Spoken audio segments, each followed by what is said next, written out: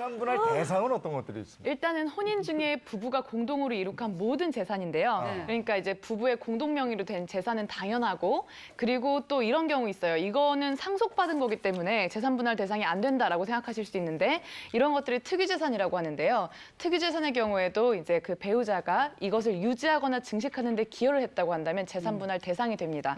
통상적으로는 이제 자녀들을 키우면서 10년 이상 결혼 생활을 유지했다고 한다면 뭐 20년 정도면 안정적으로 50% 가까이 이제 재산 분할이 인정이 되는 것이고요. 그 외에도 퇴직금, 연금, 그리고 주식, 보험. 보험 같은 경우에는 특히 종신보험은 사망한 후에나 그 돈이 발생하는데 어떻게 분할이 되냐라고 하실 텐데, 역시 전부 조회를 해서 지금 시점에서 해지할 경우에 그 환급금이 얼마인지를 따져서 그것까지도 전부 다 나눕니다. 다네, 다. 다 나눠야 되는 거네요. 이게 연금이라는 게 내가 열심히 일해갖고 이제 퇴직을 했잖아요. 근데 남은 그 여생을 좀 여유롭게 살려고 하는 건데 그렇죠. 이것도 뭐 분할 그렇게 돼요? 당연히 됩니다. 예를 들어서 이혼했는데 남편은 따박따박 뭐 공무원연금, 국민연금 이런 퇴직연금 받는데 아내는 아무것도 안 받으면 사실 아내 같은 경우도 경제적인 능력이 필요하잖아요. 네, 그래서 이제 연금 분할이 가능한데 이 국민연금법에 보면 규정이 돼 있어요. 혼인 기간이 5년 인생해야 되는데 물론 별거 기간하고 가처 기간은 빠집니다.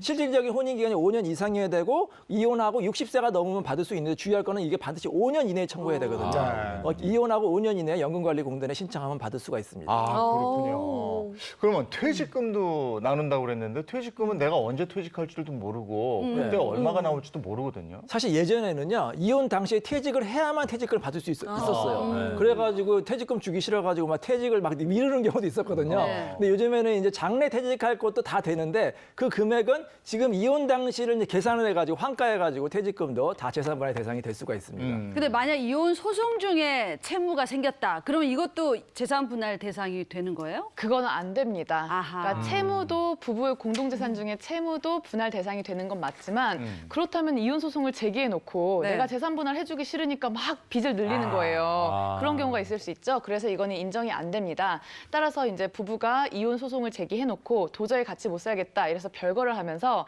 이제 뭐 어디에 집을 얻어야 되니까 그걸로 대출을 얻거나 이런 경우가 있잖아요. 그러면 그거는 재산 분할에 포함이 안 되고 그 빚이 생기기 전까지에 있는 그 재산을 가지고 재산 분할하게 됩니다. 네, 근데 기본적으로 재산 분할이라는 건요, 부부가 공동으로 네. 벌어둔 재산을 나누는 걸 뜻하는 건데 사실 가정 주부 같은 경우는 뭐 집안에서 일은 하겠지만 돈을 벌어오진 않잖아요. 맞아요. 이 경우는 어떻게 되는 거예요? 우리가 그 아내나 어머니의 가사노동, 육아를 생각하면 사실 이 질문은 당연히 이제 다른 배우자가 바깥에서 일을 하는 거 못지않은 굉장히 큰 헌신이라는 걸 알 수 있잖아요. 그럼요. 네. 제가 한번 해보니까 정말 이거는 육아나 가사는요, 아무리 잘해도 티가 안 나고 진짜 그래. 못하면은 대형 사고가 나고 맞아. 그리고 또 저는 이게 너무 조금밖에 안 해서 민망하긴 하지만 어쨌든 퇴근이 없다는 게 가장 큰 문제점이에요. 그러네. 그래서 가사노동의 가치도 사실 200만 원 중후반대에 굉장히 큰 가치로 인정을 하고요. 그리고 꼭 돈으로만 따질 수가 없는 게 또 원만하게 가정이 이루어지는 그런 원동력이 되기도 하잖아요. 그래서 상당한 기여도를 인정을 합니다.